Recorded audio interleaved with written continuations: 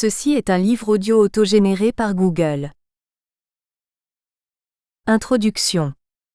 On attache aussi bien toute la philosophie morale à une vie populaire et privée, que à une vie de plus riche étoffe. Chaque homme porte la forme entière de l'humaine condition. Chaque homme porte la forme entière de l'humaine condition. Tel est le propos de ce livre. Il n'est pas de hiérarchie, autre que factice en la matière.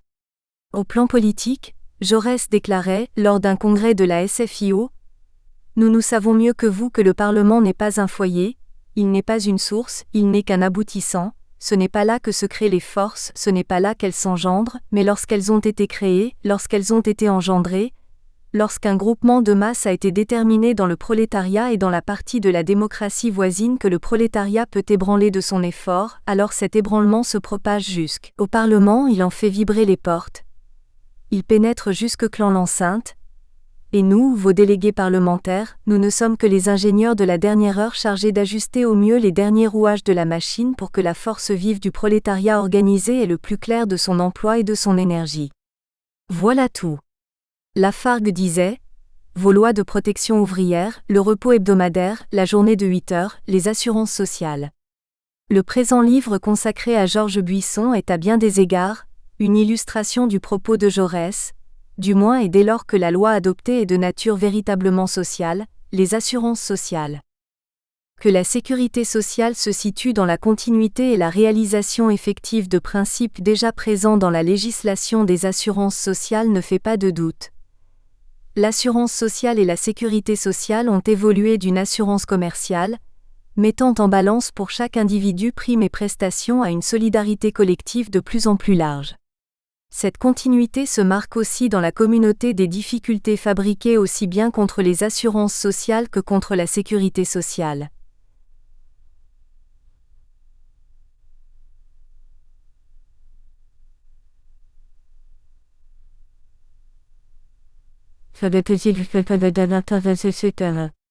Ce qui va du déficit des assurances sociales au trou de la sécurité sociale. Mais dès avant ce lien direct entre la loi de 1930 et la sécurité sociale, en termes de généalogie, la référence est régulière par les acteurs eux-mêmes, ainsi qu'on le verra, à revenir premièrement à la Révolution française, aux constitutions de 1789 et 1793. Sur ce point, le portail de la sécurité sociale, s'il rappelle que 1789 a substitué une conception nouvelle de l'assistance, et la loi sur les assurances sociales, en propose pas moins quant à la sécurité sociale, la généalogie suivante. En 1945, les bâtisseurs du système français de sécurité sociale poursuivent un triple objectif. Unité de la sécurité sociale, généralisation quant aux personnes, extension des risques couverts sous la double influence du rapport Beveridge de 1942 et du système bismarckien. L'ordonnance du 4 octobre 1945 prévoit un réseau coordonné de caisses se substituant à de multiples organismes. L'unité administrative ne sera cependant pas réalisée et ne l'est toujours pas.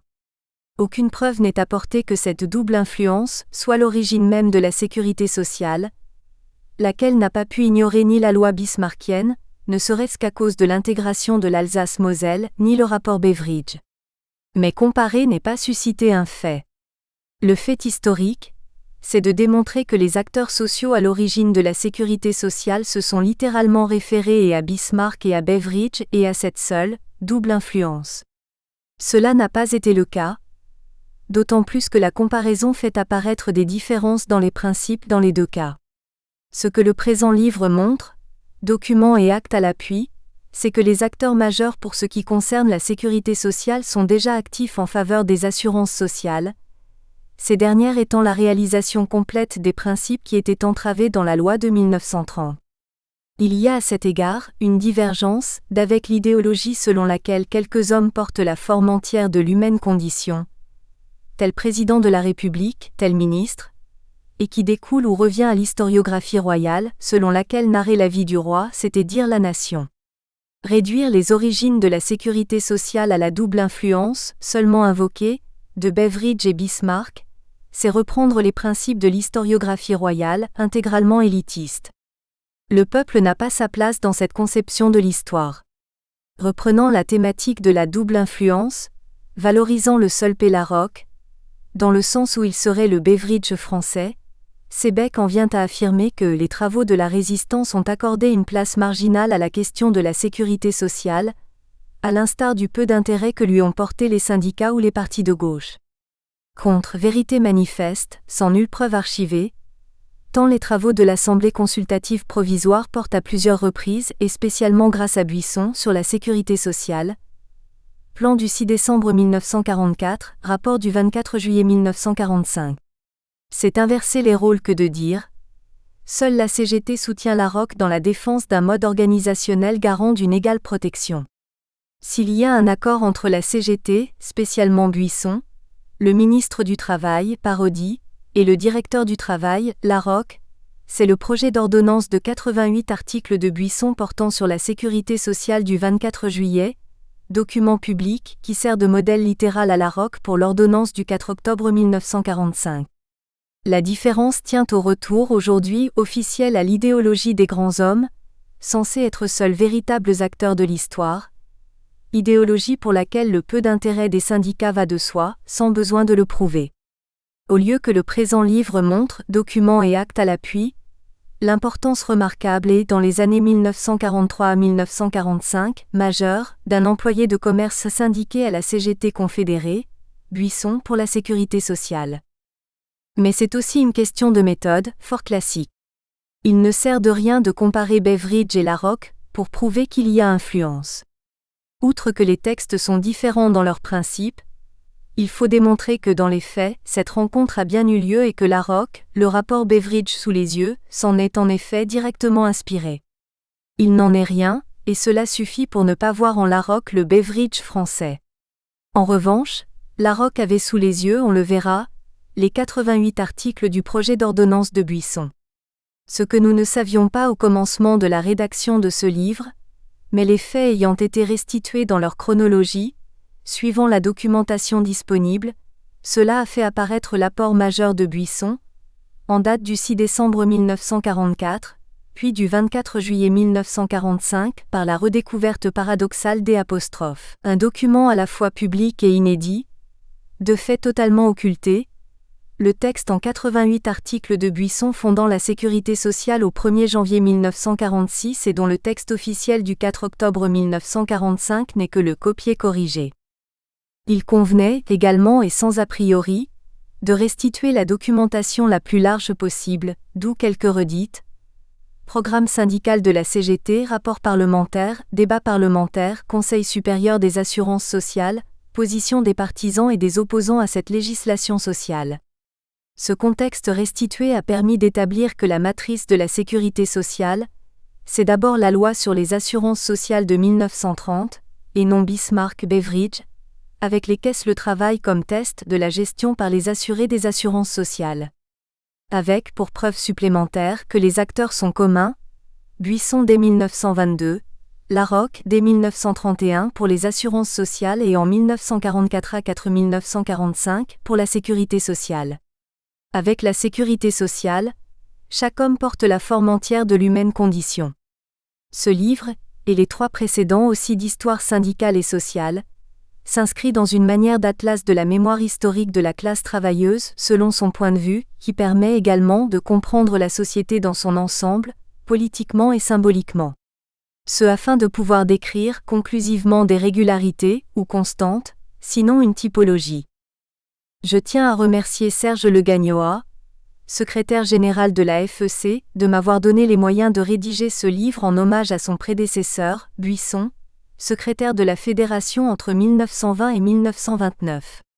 Je remercie Jean-Claude Mailly, secrétaire général de la CGTFO, pour sa préface à cette commémoration du père véritable de la sécurité sociale, laquelle est fondamentale pour la CGT confédérée que continue FO. Je remercie Michel Rochette, secrétaire de section des organismes sociaux, pour l'échange fructueux et ses éclairantes analyses. Je remercie Pascal Rubin, pour le centre de documentation Gabriel Vanjol de FO, ayant attiré mon attention sur le fonds Botreau, déposé par M. Blondel. Je remercie Aurélie Mazet, de l'IHS de la CGT, pour m'avoir facilité l'accès à des archives, en particulier du temps où la CGT était dirigée par Jouot. Je remercie Christophe Martirico d'avoir rendu présentable le document original de l'ordonnance de Buisson du 24 juillet 1945. Je remercie Claudine Schalk, mon épouse, pour le dialogue permanent dans le partage. Qu'hommage soit rendu en ces 40 ans de sa tragique et noble disparition à ma mère, Eva, qui choisissait de se donner la mort en mai 1976 pour reposer auprès de sa fille, ma sœur Danielle, et en pensée avec notre père Manuel. Ce livre est né d'une conversation avec Marc Blondel, au terme d'un bon repas. Lui ayant précisé qu'après le livre sur Jouot, j'envisageais d'écrire un Buisson, père de la sécurité sociale, sans savoir à ce moment si ce titre était justifié, Marc m'avait répondu, et j'en écrirai la préface. Ce n'est hélas pas le cas, comme ce ne fut pas le cas pour le Jouot. Ce livre est dédié à Marc Blondel, l'amical camarade et le modèle par excellence du syndicalisme libre et indépendant, celui de la Charte d'Amiens, celui de la grève de novembre-décembre 1995, celui des assurances sociales et plus encore, de la sécurité sociale. Préambule historique. Ceux qui vivent, ce sont ceux qui luttent, ce sont ceux dont un dessein ferme emplit l'âme et le front. C'est le travailleur, pâtre, ouvrier, patriarche. Ceux dont le cœur est bon, ceux dont les jours sont pleins. Victor Hugo. De 1789 à la Commune, un plan unique pour la bienfaisance nationale. La charité n'est pas la solidarité. Elle ne la vaut pas, et comme pratique de l'Ancien Régime ne peut prétendre en aucun cas s'y substituer. Aussi la préhistoire des assurances sociales et de la sécurité sociale ne se confond pas avec celle de la charité. Dans l'histoire de la charité existe ce que l'on nommait, dans le cadre des corporations, la charité du métier. Les statuts des corporations de celliers et pâtissiers de Bordeaux prévoyaient en cas de maladie ou de ne pouvoir gagner sa vie, une aide financière, mais à la condition qu'elle soit remboursée et de rendre et restituer à la dite corporation tout l'argent. Ce qui explique que des hôpitaux soient fondés par des corporations. Les Ménétriers de Paris et l'Hospice de Saint-Julien-le-Pauvre en 1398, ou les Orfèvres fondant l'hôpital Saint-Éloi en 1554. La Corporation des couvreurs prévoyait dans ses statuts une assurance contre les accidents, pour substancer et subvenir aux pauvres ouvriers du dict métier qui tombent ordinairement de dessus les maisons ou en quelque façon que ce soit.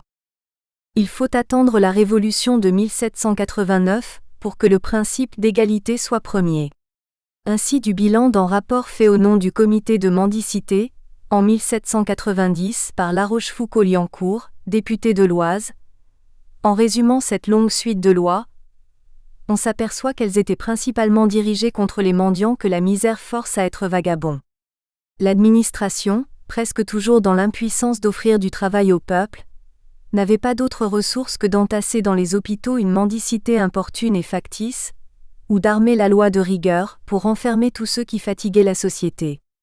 On feignait d'ignorer que les secours donnés par les hôpitaux étaient insuffisants, et que les dépôts étaient à peu près inutiles.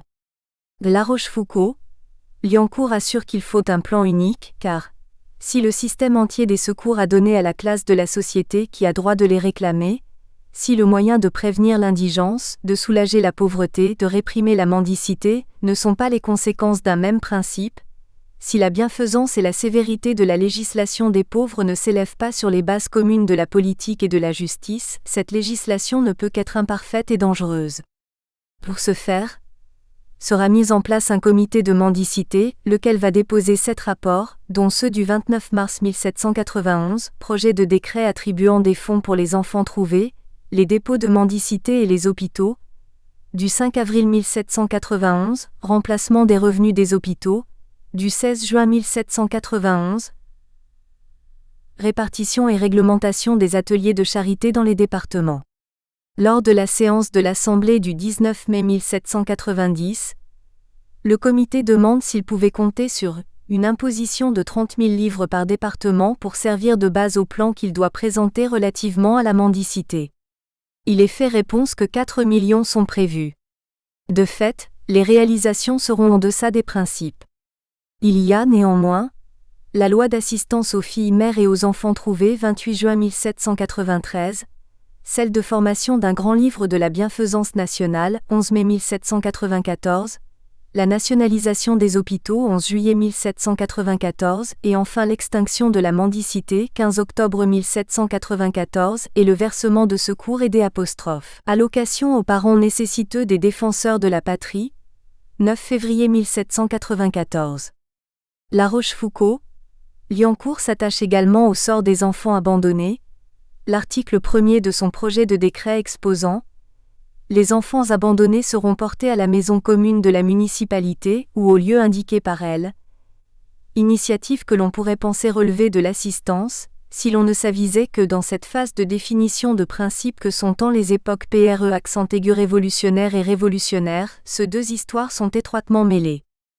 Cependant date est prise, avec ces dispositions, dont la principale, l'extinction de la mendicité, inscrit dans la loi que l'État a le devoir de pratiquer le droit au travail et le droit au secours mutuel pour l'ensemble des citoyens et citoyennes.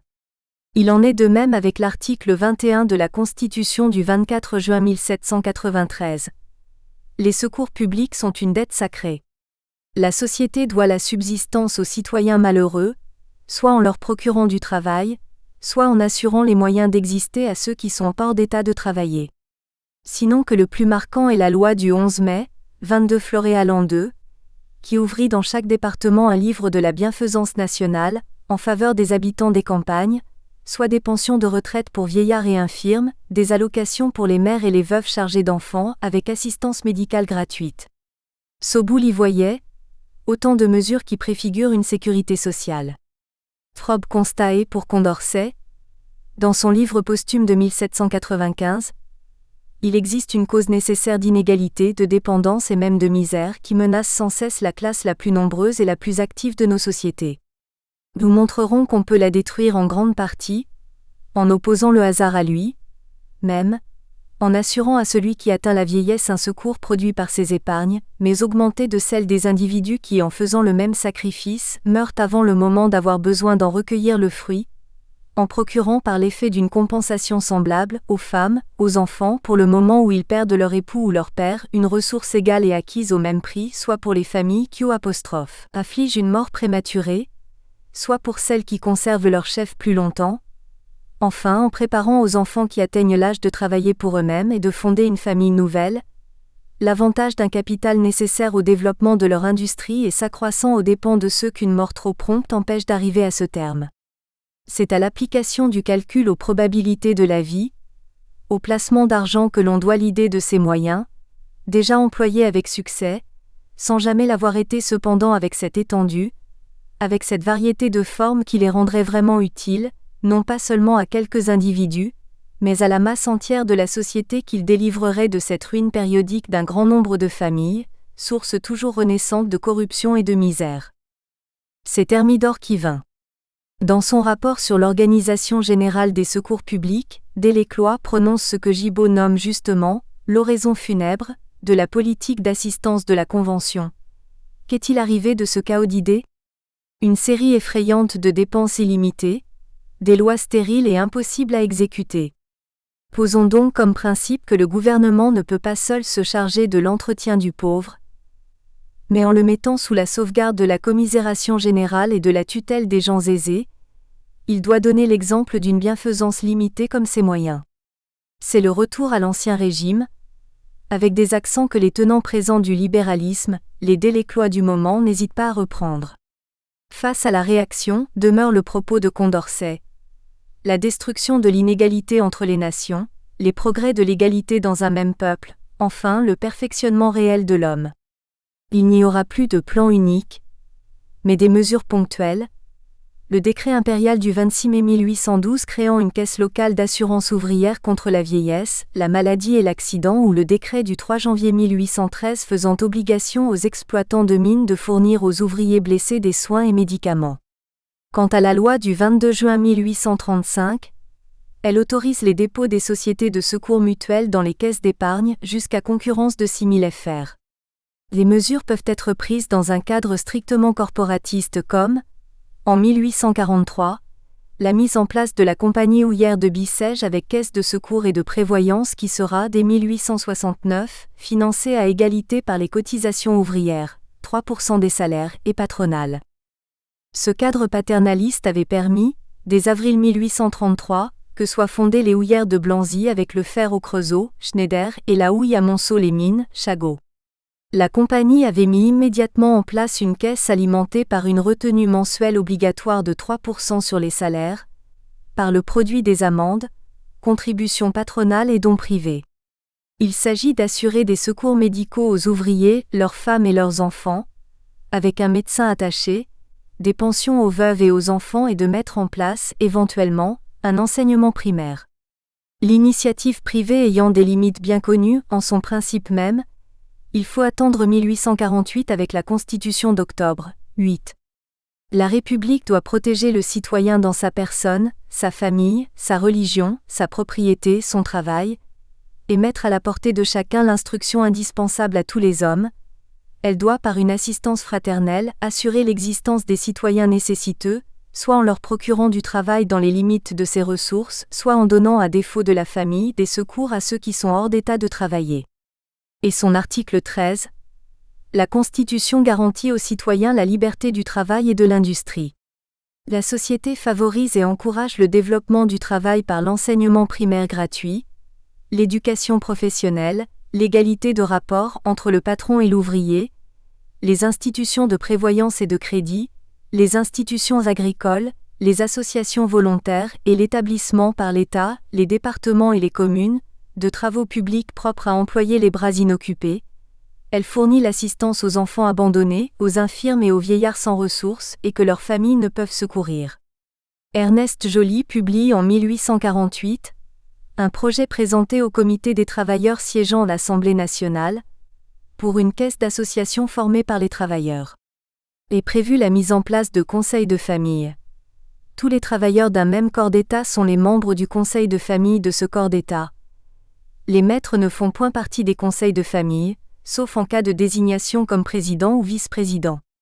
La caisse de versement fonctionne avec une ponction d'un 20e du salaire du travailleur, pour conduire à une retraite à 55 ans et le versement d'une rente annuelle. Quant à la caisse de secours, elle a pour fonction le soulagement des travailleurs nécessiteux, soit pour cause de chômage ou de maladie. Louis Blanc, reprenant des principes issus de son Organisation du travail, livre publié en 1841, propose la mise en place d'un ministère du travail, d'un modèle social combattant la concurrence, qui est pour lui la mise en esclavage des travailleurs, et propose dans l'article 6 de son projet, en conséquence, toute association ouvrière, voulant jouir de la commandite de l'État serait tenue d'accepter comme base constitutive de son existence, les dispositions qui suivent. Après le prélèvement du prix des salaires, de l'intérêt du capital, des frais d'entretien et de matériel, le bénéfice serait ainsi réparti. Un quart pour l'amortissement du capital appartenant au propriétaire avec lequel l'État aurait traité, un quart pour l'amortissement d'un fonds de secours destiné aux vieillards, aux malades, aux blessés, etc. Ce fonds de secours tenu par l'État avec les associations ouvrières est une forme de fraternité, terme cher à Blanc, qui y voit l'antithèse de la concurrence. Avec la concurrence, pas de fraternité parce que la concurrence est un combat, c'est à rendre sa destruction complète, inévitable, que doit tendre tout système dont le but est l'émancipation des travailleurs. La loi du 18 juin 1850 met en place une caisse des retraites pour la vieillesse, avec les lois de 1884 et 1886, Caisse nationale des retraites, laquelle est censée fédérer une vingtaine de caisses pour les fonctionnaires et pour les ouvriers de grandes entreprises, mines, chemins de fer, forges. Sauf que, ce dernier point du programme n'étant pas accompli, cette loi stimulera plutôt la naissance de caisses patronales. Ce sont les mutuelles qui seront mises en place avec la loi du 15 juillet 1850, dont le premier article dispose « Les associations connues sous le nom de sociétés de secours mutuels pourront, sur leur demande, être déclarées établissements d'utilité publique, dans les conditions ci-après déterminées d'eux. Ces sociétés ont pour but d'assurer des secours temporaires aux sociétaires malades, blessés ou infirmes, et de pourvoir aux frais funéraires des sociétaires. Elles ne pourront promettre de pension de retraite aux sociétaires. 4. Ces sociétés sont placées sous la protection et la surveillance de l'autorité municipale. Le maire ou un adjoint par lui délégué ont toujours le droit d'assister à toute séance. Ce qui existe sous contrôle est, par le décret du 14 juin 1851, avec les pouvoirs de suspension accordés au préfet, articles 6, 10 et 11. avec pour effet de réduire le nombre de sociétés demandant à être autorisées, afin de se voir reconnue leur utilité publique. Pas plus de 9 sociétés à la fin 1851. En 1852, la solution proposée fut de subordonner la capacité civile à l'obligation d'être autorisée pour chaque société qui en ferait la démarche.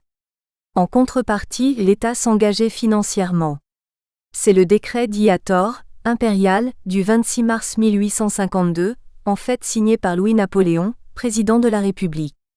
Cette intervention de l'État de la part du pouvoir ne peut surprendre, Louis-Napoléon Bonaparte ayant proposé en 1848, pour sortir du paupérisme et de la misère, un plan de grands travaux et d'établissements agricoles, dont l'article 2 sur la mise de fonds énonçait « Les avances nécessaires à la création de ces établissements doivent être fournies par l'État ».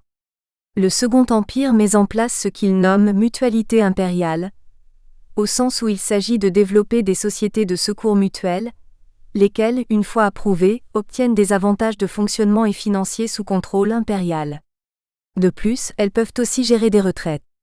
Outre des privilèges fiscaux, il leur est loisible de placer leurs fonds à la Caisse des dépôts et consignations à des taux avantageux. Les communes fournissent locaux et matériels à ces sociétés qui ont le droit de gérer un patrimoine immobilier. Elles obtiennent également des tarifs préférentiels pour les obsèques. Plus exactement, l'article 1 change la donne républicaine et attribue à d'autres agents que le seul préfet un pouvoir spécifique. Une société de secours mutuel sera créée dans chaque commune par les soins du maire ou du curé, après que l'utilité aura été déclarée par le préfet sur l'avis du conseil municipal. Cette utilité sera déclarée par le préfet, après avoir pris l'avis du conseil municipal. Toutefois, une seule société pourra être créée pour 2 ou plusieurs communes voisines entre elles, lorsque la population de chacune sera inférieure à 1000 habitants. Puis, par le décret du 26 avril 1856, il est permis aux sociétés de secours mutuels approuvées de constituer, auprès de la Caisse des dépôts et consignations, un fonds de retraite collectif. Il s'agit toujours des sociétés approuvées, lesquelles peuvent prendre, en assemblée générale, l'engagement de consacrer à ce fonds de retraite une portion de leur capital de réserve, article 1. De plus, les intérêts que le service des pensions n'aura pas absorbés seront capitalisés chaque année, article 2. Enfin, les pensions sont servies par la Caisse générale des retraites pour la vieillesse, 5. Cet ajout de 1856, s'il n'est pas négligeable, a pour défaut de favoriser les sociétés d'utilité publique, qui sont approuvées et obtiennent un avantage conséquent, au détriment de celles qui ne le sont pas. Cet assujettissement au régime impérial est accentué par l'article 7 de la loi du 11 juillet 1863, qui précise le décret de 1852. Les sociétés approuvées sont admises à contracter des assurances collectives sur une liste indiquant le nom, l'âge de tous les membres qui la composent pour assurer au décès de chacun d'eux une somme qui dans aucun cas ne pourra excéder 1000 francs. Les assurances sont faites pour une année seulement. Elles pourront se cumuler avec les assurances individuelles. C'est bien la confusion de l'instruction publique et des cultes qu'ignore la loi du 15 juillet 1850, mais que reprend le décret impérial du 26 mars 1852, mettant au même niveau le maire et le curé. Cette confusion fait problème et interdit de faire de ce décret la date fondatrice des sociétés de secours mutuels, qui revient bien plutôt à la loi de 1850. Cette confusion se comprend par l'alliance avec le paternalisme catholique qui entend privilégier la prévoyance plutôt que le secours, et joue un rôle important. C'est le catholique Armand de Melun qui intervient dans le vote de plusieurs lois sociales, logements insalubres, caisses de retraite, délits d'usure, assistance judiciaire, assistance hospitalière, loi sur les contrats d'apprentissage. En 1852, de Melun rédige le décret légalisant et développant le grand mouvement mutualiste. Il avait publié, en 1848, de l'intervention de la société pour prévenir et soulager la misère.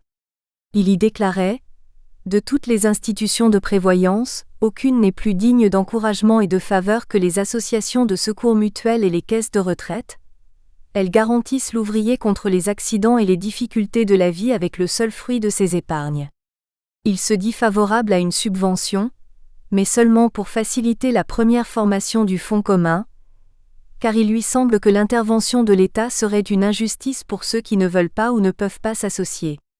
Il veut faire prédominer la prévoyance sur le secours, et ajoute que le gouvernement consacre chaque année plusieurs millions aux institutions de prévoyance et de charité. Il s'agit donc bien moins d'augmenter les dépenses que d'organiser leur bonne et équitable application. De sorte que la création d'une direction de prévoyance et d'assistance au ministère de l'Instruction publique et des cultes réunirait dans la même main et sous la même administration tous les moyens dont la société peut disposer pour prévenir, soulager et guérir la misère, l'éducation, l'enseignement, la protection et le secours. Pour la Commune de Paris, Treillard, nommé inspecteur principal de l'assistance publique et de la santé publique, réorganise l'assistance publique, met en place des institutions à caractère laïque et municipal, remplaçant des institutions de charité catholique qu'étaient les bureaux de bienfaisance. Globalement, le manifeste électoral des 20 arrondissements du 26 mars prévoit l'organisation d'un système d'assurance communale contre les risques sociaux, y compris le chômage et la faillite. 1789 à 1889, l'assistance obligatoire, digne commémoration du 4 août. Mais, c'est la Révolution de 1789 qui demeure le modèle, comme il plaira à Grinda de le rappeler pour la loi sur les assurances sociales. À preuve, dans le cadre de l'Exposition universelle de 1889, la tenue du Congrès international d'assistance, du 28 juillet au 4 août, avec des délégués de 26 pays. Date qui n'a rien de fortuit, car le Congrès cite le rapport du duc de La Rochefoucauld-Liancourt sur la mendicité, tome 1, page 12, et la marche pose la question de l'assistance obligatoire, interpellant le Congrès qui célébrerait dignement à sa manière le centenaire. Il ouvrirait en même temps pour l'organisation de l'assistance publique, une voie nouvelle, pleine de promesses, car si l'assistance publique était vraiment organisée selon les principes du droit naturel et de la fraternité, il y aurait aussitôt une amélioration sensible, matérielle et morale, dans les rapports sociaux. La marche veut que l'assistance publique soit obligatoire, comme une œuvre de solidarité et de fraternité élevée au-dessus de tout esprit de parti. Il appartiendrait au Congrès de prendre l'initiative de cette mesure, digne commémoration du 4 août. Le Congrès n'ignore pas son adversaire, l'idéologie libérale qui s'oppose à toute assistance obligatoire. Herbert Spencer s'est prononcé contre le principe de l'assistance obligatoire et de l'intervention de l'État qu'il repousse, du reste, même en matière de bibliothèque publique. Et proposé un projet de statut de la prévoyance française, qui serait de bienfaisance nationale placée sous le patronage et la surveillance du gouvernement. C'est 1789. Charte de la mutualité et congrès internationaux. Diminuer l'inégalité des conditions, et choix entre capitalisation et répartition. Plus que le premier congrès national des sociétés de secours mutuels, tenu à Lyon du 5 au 9 septembre 1883, il faut attendre la charte de la mutualité de 1898 pour un véritable changement en la matière. Votée le 1er avril 1898, la charte de la mutualité innove, au plan démocratique, par la suppression des limites communales et du nombre d'adhérents pour le recrutement des sociétés de secours mutuels, l'incitation à l'adhésion des femmes et des enfants et l'instauration de la cotisation familiale. Et confirmer la fonction de couverture du risque maladie et de prise en charge des obsèques. Cette loi encourage la création des œuvres sanitaires et sociales, comme les dispensaires ou les pharmacies. Les conséquences sont rapides avec en 1902, la création de la Fédération nationale de la mutualité française, FNMF. Extension qui autorise la prévention des maux sociaux comme la tuberculose, la mortalité infantile, alcoolisme. Tel sera le cadre du secours mutuel. Sont remarquables les articles 1 et 40.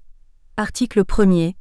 Les sociétés de secours mutuels sont des associations de prévoyance qui se proposent d'atteindre un ou plusieurs des buts suivants. Assurer à leurs membres participants et à leurs familles des secours en cas de maladie, blessure ou infirmité, leur constituer des pensions de retraite, contracter à leur profit des assurances individuelles ou collectives en cas de vie, de décès ou d'accident, pourvoir aux frais des funérailles et allouer des secours aux ascendants, aux veufs, veuves ou orphelins des membres participants décédés. Elles peuvent en outre, accessoirement, créer au profit de leurs membres des cours professionnels, des offices gratuits de placement et accorder des allocations en cas de chômage, à la condition qu'ils soient pourvus à ces 3 ordres de dépenses au moyen de cotisations ou de recettes spéciales. Et l'article 40. Les syndicats professionnels constitués légalement au terme de la loi du 21 mars 1884, qui ont prévu dans leur statut les secours mutuels entre leurs membres adhérents, bénéficieront des avantages de la présente loi à la condition de se conformer à ses prescriptions. Mais s'il faut privilégier une loi, celle du 15 juillet 1893 met en place l'assistance médicale gratuite. Tout Français malade, privé de ressources, reçoit gratuitement de la commune, du département ou de l'État suivant son domicile de secours, l'assistance médicale à domicile, ou s'il y a impossibilité de le soigner utilement à domicile, dans un lieu hospitalier. Les femmes en couche sont assimilées à des malades. Les étrangers malades, privés de ressources, seront assimilés aux Français toutes les fois que le gouvernement aura passé un traité d'assistance réciproque avec leur nation d'origine. Article 1er. Au plan international se déroule à Berlin, du 15 au 29 mars 1890, une conférence convoquée par le gouvernement allemand avec les représentants de 14 pays, mais les résultats furent limités et sans lendemain. La délégation française est composée de 9 membres, dont Jules Simon, et un ouvrier mécanicien, Victor Delahaye. Le protocole final, sous la formule « Il est désirable que », le français étant la langue officielle de la conférence, adopte des vœux sur le travail dans les mines, le travail le dimanche, le travail des enfants, interdiction du travail dans les établissements industriels, 12 ans sauf dans les pays méridionaux où cette limite serait fixée à 10 ans. Le règlement du travail des jeunes ouvriers, limite de travail à 10 heures par jour et interdiction de travail la nuit et le dimanche pour les deux sexes de 14 à 16 ans, et règlement du travail des femmes, limite à 11 heures par jour, pas de travail de nuit et 4 semaines après l'accouchement. Il s'agit d'établir des statistiques quant aux questions visées, et que les délibérations entre les États se renouvellent. C'est ce qui ne se fera pas, laissant l'impact de cette conférence unique sans lendemain. Plus significatif, se tient à Bruxelles le premier congrès international des accidents du travail et des assurances sociales, en juillet 1897.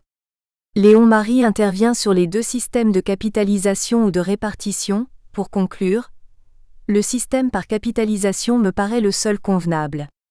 La question est reprise par Van der Bocht, lui aussi expert en la matière, professeur d'économie politique à Aix-la-Chapelle, mais qui analyse le système allemand tel quel, pour exposer plus pragmatiquement.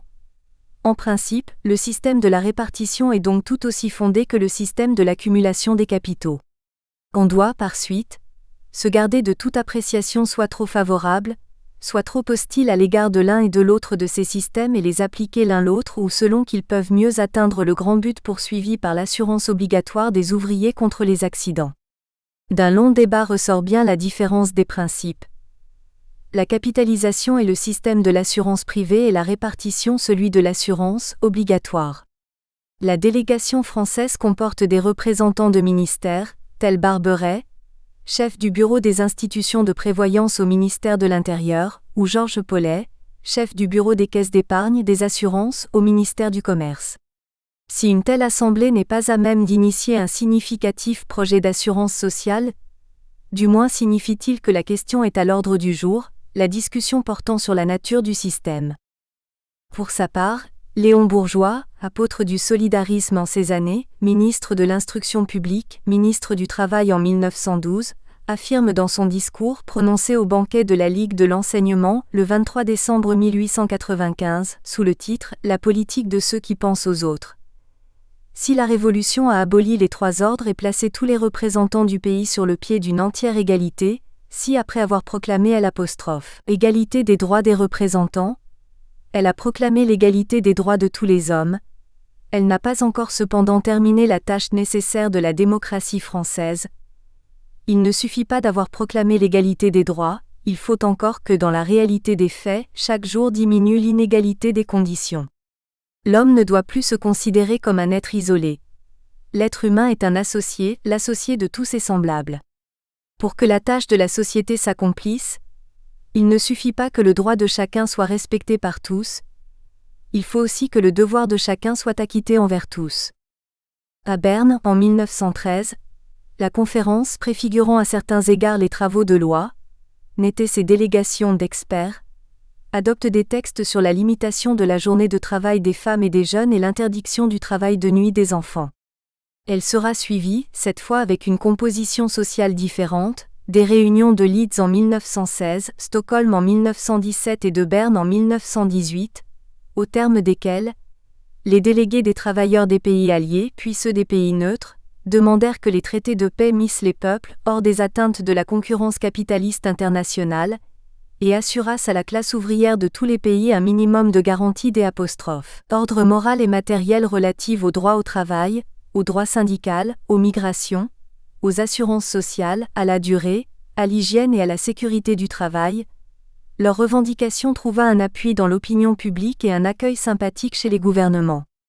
Ainsi, les assurances sociales sont présentes dans les revendications ouvrières, au sortir de la guerre, d'une CGT, partie prenante de ces réunions internationales, qui les inscrira dans son programme dès décembre 1918. Bismarck et l'Alsace-Lorraine, contrainte plus que modèle. Sinon que dès 1883, l'initiative revient à Bismarck, lequel avait mis en place un système d'assurance qui sera appliqué en Alsace-Lorraine.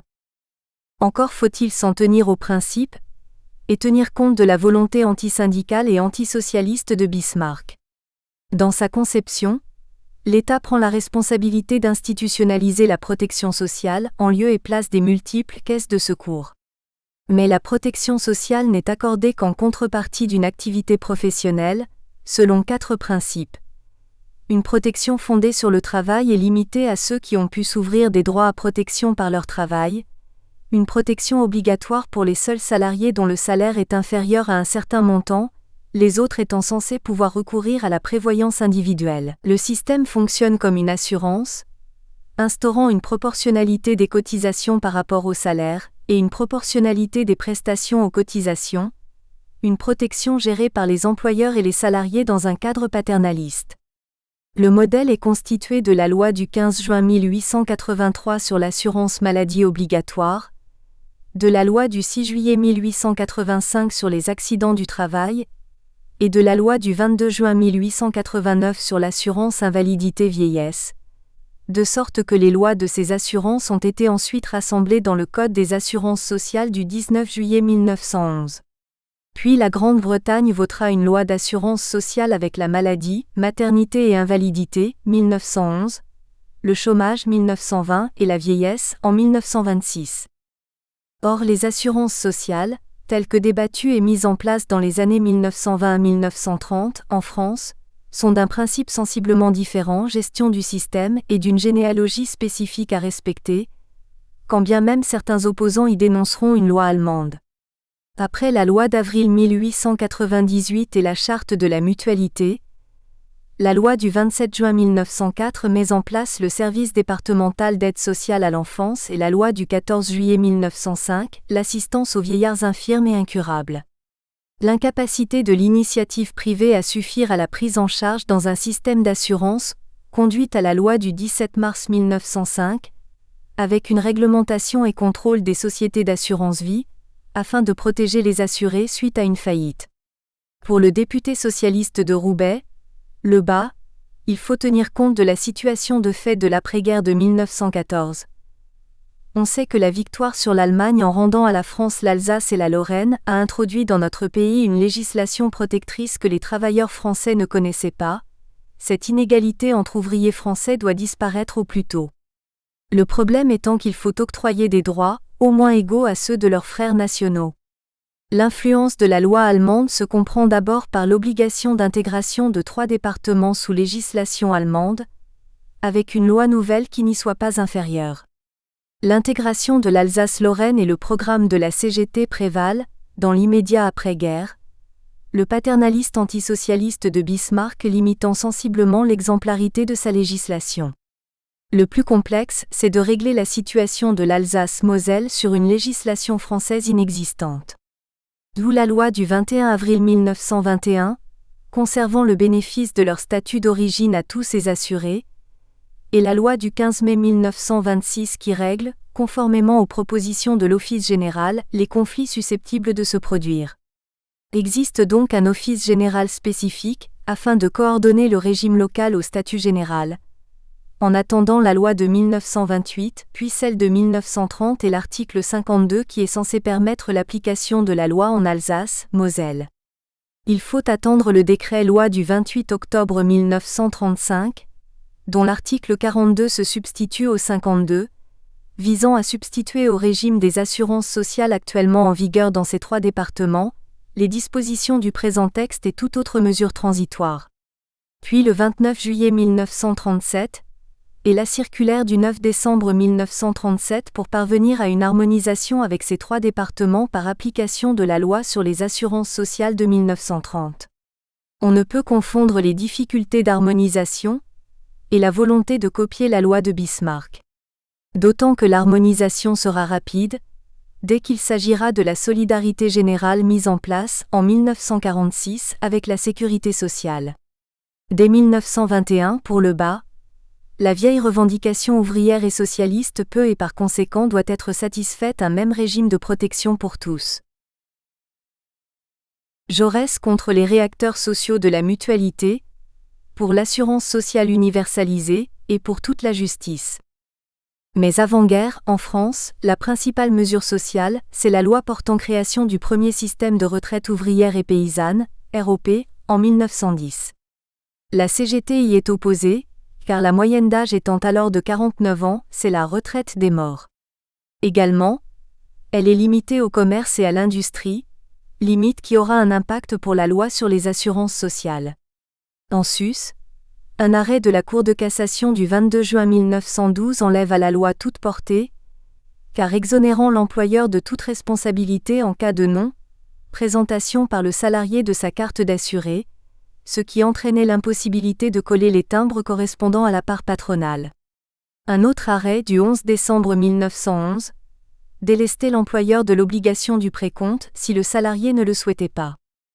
Quant au refus syndical, il tient aussi au fait que les fondateurs et dirigeants de la CGT depuis 1895 sont anarchistes, révolutionnaires et nullement enclins à accepter une loi considérée comme réformiste, a fortiori la présence de l'État. L'évolution de Jouot, secrétaire général de la CGT depuis 1909, permet de mieux comprendre son soutien conditionné à la loi sur les assurances sociales, lesquelles, avant la guerre, ne sont pas le souci de la CGT. C'est bien plutôt du Parti socialiste que vient le débat. Il revient à Jaurès de prendre date sous le titre pour les mutualistes. Même quand l'assurance sociale, dont le progrès est inévitable, s'appliquera à bien des domaines où elle n'a pas pénétré encore, le rôle de la mutualité sera considérable. On ne conçoit guère, par exemple, le fonctionnement de l'assurance sociale contre la maladie, sous la forme bureaucratique.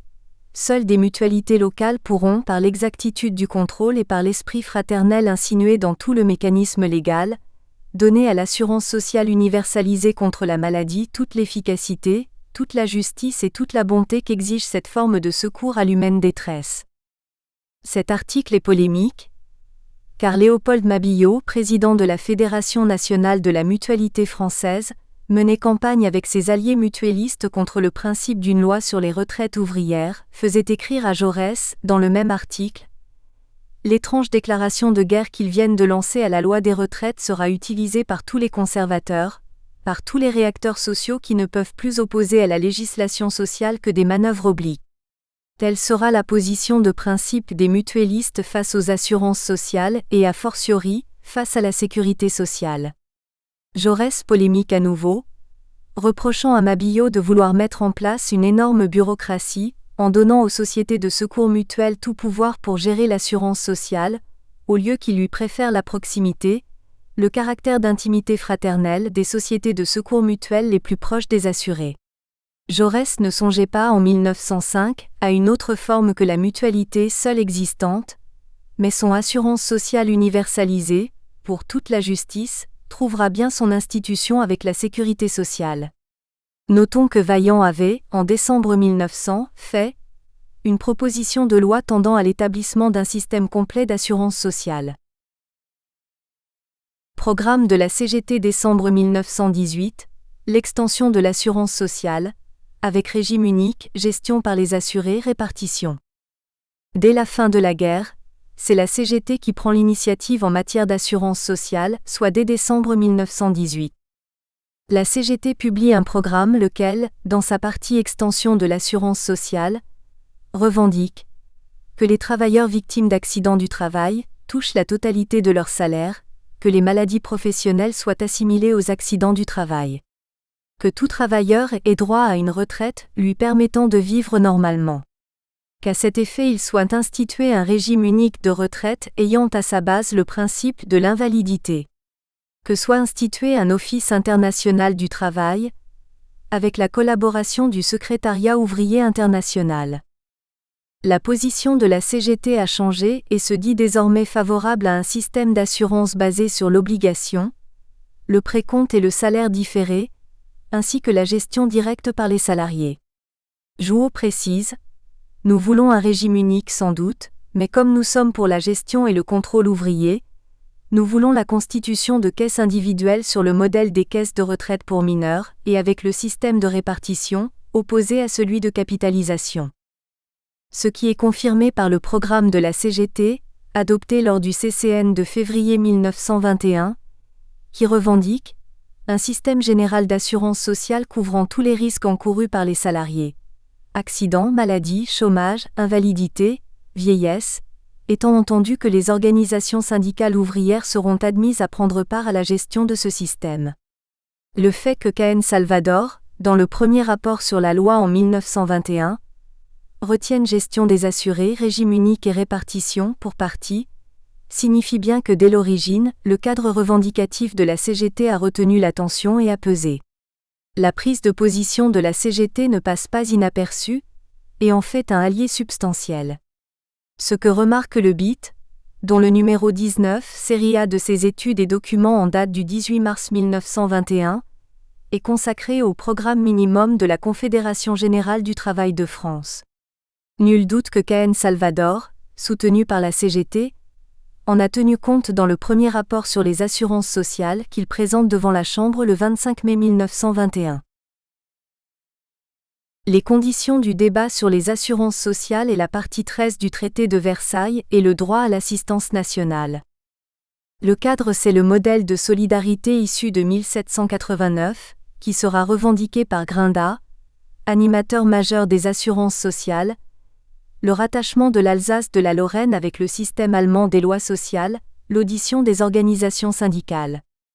Mais aussi dans un contexte plus nettement international, les conséquences sociales de la guerre mondiale est le traité de Versailles qui sert de cadre et sa partie 13, article 1er, attendu que la Société des Nations a pour but d'établir la paix universelle et qu'une telle paix ne peut être fondée que sur la base de la justice sociale, il est urgent d'améliorer ces conditions, la lutte contre le chômage, la protection du travailleur contre les maladies générales ou professionnelles et les accidents résultant du travail, la protection des enfants, des adolescents et des femmes, les pensions de vieillesse et d'invalidité. Les États signataires du traité de Versailles créent l'Organisation internationale du travail, OIT, et la première session de la Conférence internationale du travail de Washington se déroule du 29 octobre au 29 novembre 1919 sous l'égide de la SDN. Léon Jouot, secrétaire général de la CGT, est délégué des ouvriers de France et membre du bureau du BIT dès sa fondation. Dès la première session, Jouot intervient sur les 8 heures et la semaine de 48 heures, au nom de toutes les délégations ouvrières.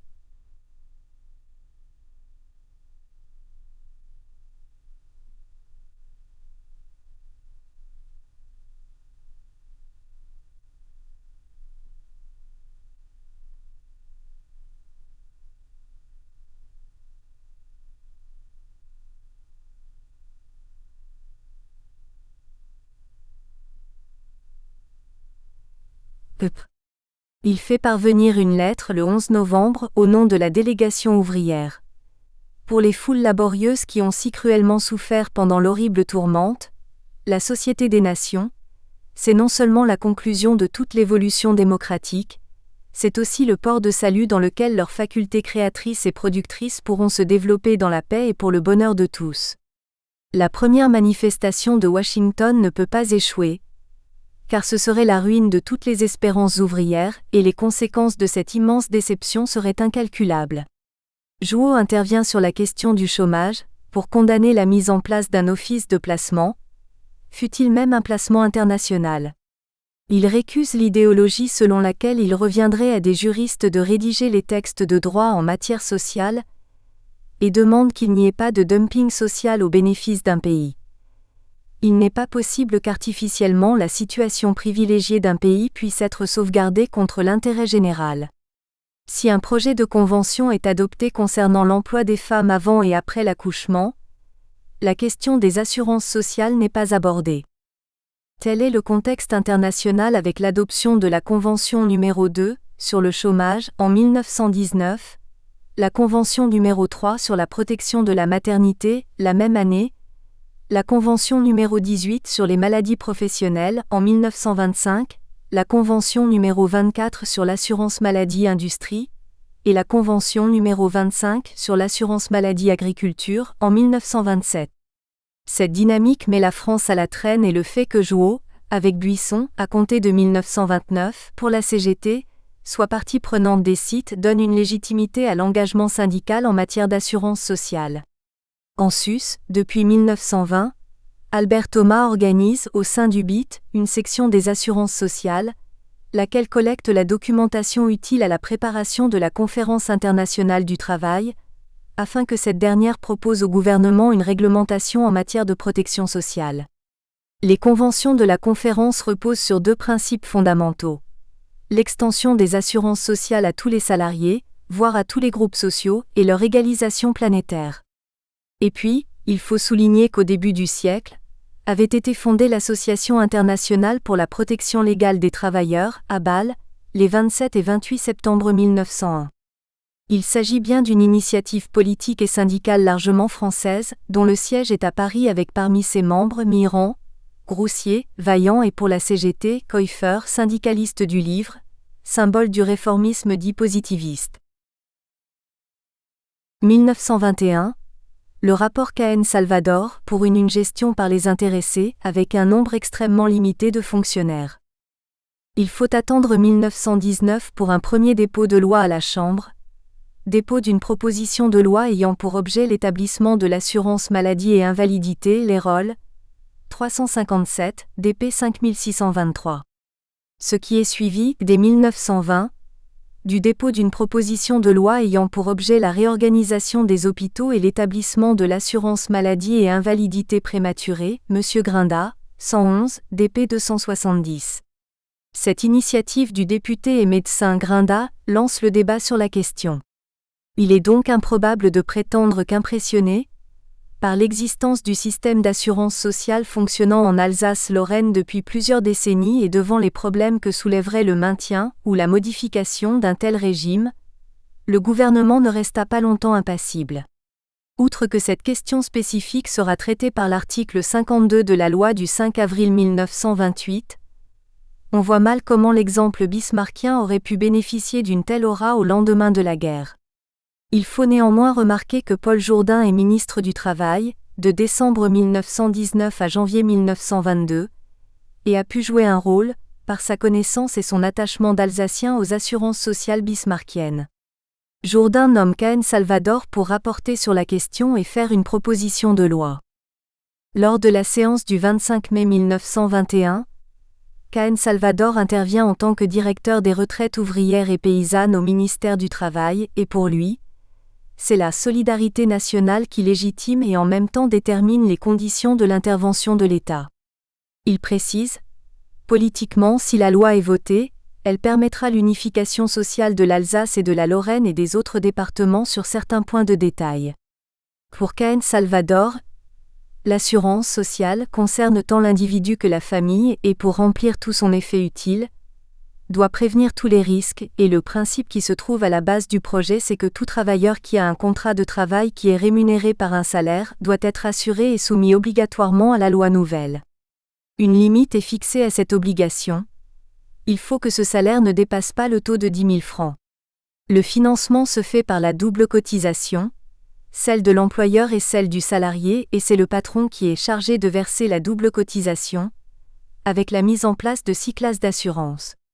Ce qui prend en charge l'assurance maladie et l'invalidité, la protection de la femme enceinte et la vieillesse et le décès.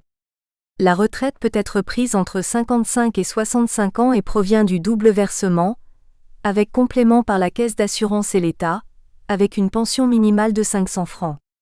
L'État joue un rôle, mais circonscrit, il assure les allocations pour charges de famille. Il intervient pour assurer dans une mesure exactement fixée les compléments de pension d'invalidité et de vieillesse ou pour alimenter le fonds de réserve de la caisse de garantie. Il participe pour moitié aux frais de construction et d'aménagement des établissements de cure ou de prévention. Il règle à forfait les frais de gestion des caisses et des offices. Enfin, pour la gestion, KN Salvador fait une proposition. Administrativement, en dépit des critiques qu'on a pu faire au projet de loi, on ne prévoit pas de fonctionnaires, mais une gestion par les intéressés, auquel un nombre extrêmement limité de fonctionnaires apporteront le fruit de leur expérience technique. Grinda pour la solidarité, venue de la Révolution, Chauveau pour la mutualité. L'exception que représentent les départements d'Alsace et de Moselle pose en soi un problème, dont la résolution ne peut conduire qu'à une loi différente avec un dépôt de loi le 22 mars 1921 par Jourdain, repris par Daniel Vincent avec pour rapporteur Grinda, voté le 8 avril 1923 et déposé le lendemain devant le Sénat. Au demeurant, il existe une matrice, un modèle premier que Grinda se plaît à rappeler dans son rapport. La Révolution, tout imprégnée des grandes idées de solidarité, proclama un droit nouveau. Le droit à l'assistance nationale pour tous les indigents dans l'impossibilité physique de subvenir à ses besoins. Grinda fait sienne la formule de Mirabeau. Désormais les pauvres et leurs maux appartiennent à l'État. Grinda précise. Le retour définitif à la France de l'Alsace et de la Lorraine est venu accentuer l'urgence du vote de la loi sur les assurances sociales. Si KN Salvador privilégie la relation à l'État, Grinda, d'accord avec l'obligation du précompte, la prévoyance libre présente sans doute toutes les séductions, mais l'obligation est indispensable. Et de même, pour l'unité de l'assurance, se déclare favorable à la méthode et la forme mutualiste dans le fonctionnement des organismes d'assurance, et justement pas de confier l'aménagement et la gestion à l'État. Grinda est également favorable à l'égalité de participation patronale et ouvrière, ce qui fait du travailleur un artisan de sa propre sécurité. Il cite le rapport de la CGT auditionné par la Commission d'assurance et de prévoyance sociale de la Chambre. Sur cette obligation du versement ouvrier, nous sommes formels dans notre acceptation comme nous sommes intransigeants pour le droit de gestion que nous réclamons. Pour Grinda, ce qui est le domaine de l'État, ce sont les allocations familiales. Ce glissement de l'État vers la mutualité, formel chez Grinda, est radicalisé par le sénateur Claude Chauveau. Les principales remises en cause sont qu'il supprime les classes de salaire, pour raison d'égoïsme. Surtout, il prend position pour la mutualité à laquelle il entend donner la quasi-totalité de la gestion des assurances sociales, en confiant pour la plus large part, sinon la totalité, aux organisations mutualistes la gestion des assurances sociales. Le législateur accordera à cette grande réforme l'auréole et la force. C'est un recul et une marginalisation de la possibilité de gestion par les organisations syndicales des caisses, condition explicite pour la CGT, de son nouveau soutien au versement ouvrier. L'opposition principale à Chauveau, comme le signale Antonelli, vient de la CGT et de Ray, tempérament autoritaire jusque dans ses erreurs. Pour Antonelli, avec le projet Chauveau, l'assurance sociale n'est que la simple juxtaposition d'assurance individuelle. Le projet initial, celui de KN Salvador, s'écartait de la mutualité, tandis que les propositions de Chauveau sont un recul, se disant opposées à l'étatisme. Des modifications importantes doivent être acceptées sous la pression des mutualistes et du corps médical, dont le docteur Chauveau se fait l'avocat. Il faut souligner, au plan politique, que le cartel des gauches, en 1924, fait passer l'ensemble de la protection sociale dans le giron du ministère du Travail, de l'Hygiène et de la Prévoyance sociale. La position d'Antonelli, c'est que le système consiste à incorporer la prime d'assurance dans le salaire en rendant l'assurance obligatoire et à faire prélever obligatoirement la prime d'assurance sur le salaire par l'employeur qui devient responsable de l'acquittement de la primée. C'est ce qu'on a appelé le précompte. L'assurance cesse d'être facultative et individuelle. Elle devient obligatoire et sociale. Mais le changement ne se fait pas sans résistance. La mutualité se dressa longtemps contre l'obligation, les organisations ouvrières contre le précompte. Justement, la CGT accepte désormais le précompte à la condition que les salariés soient gestionnaires de l'assurance sociale. Finalement est déposé à la Chambre, le 13 juillet 1927, le projet de loi modifié du Sénat, 2693. Nous espérons que vous avez apprécié cet aperçu. Pour continuer à écouter ce livre audio sur Google Play Livres, utilisez le lien dans la description de la vidéo.